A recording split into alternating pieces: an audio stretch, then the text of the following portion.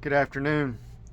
All right, this was yesterday's devotion, and I forgot to do a video on it, so I'm just trying to kind of catch up, but I thought it was good, so I wanted to share it. Acts chapter 17, verses 5 through 9. But the Jews were jealous, so they rounded up some bad characters from the marketplace, formed a mob, and started a riot in the city. They rushed to Jason's house in search of Paul and Silas, in order to bring them out to the crowd.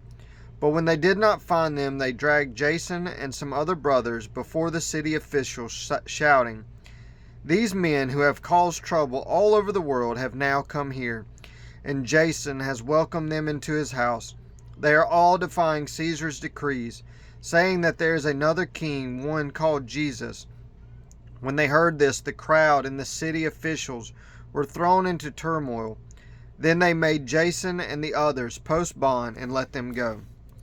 So the main verse that they're focusing on the devotion is verse 6, and the other verses referencing from verse 6 is Acts chapter 16, verses 19 and 20, but I'm going to read 19 through 21.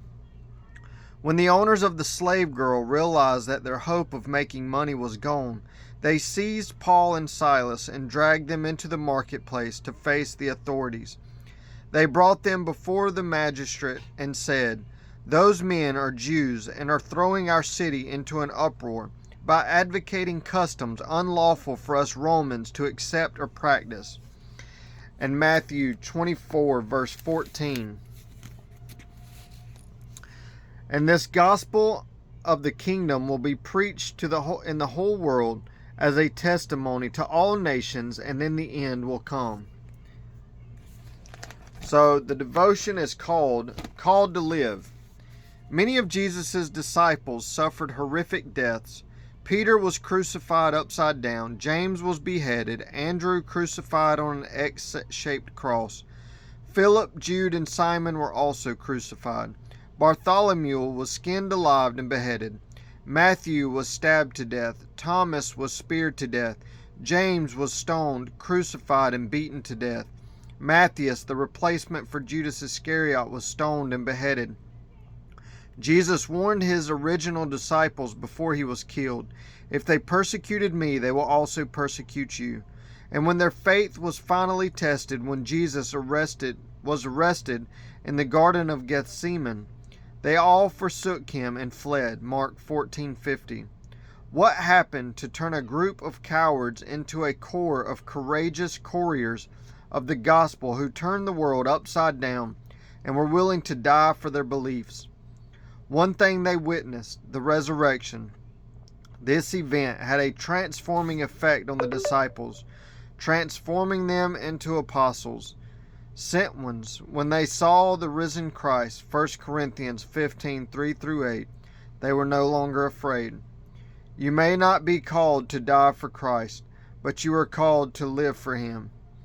The Christian church has the resurrection written all over it. E.G. Robinson. And so that's something to think about. Like, you kind of read that verse in Acts 16, and what happened was Paul and Silas was giving the gospel to a slave. And then once she received the gospel, she was no longer wanting to do those things.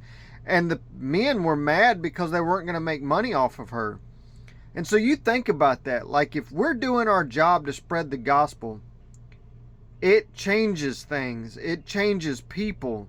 You think of all the people out there in the lives of sex trafficking and prostitution and all these things. Like, if we were out there loving on people and spreading the gospel of Jesus Christ, it would change lives.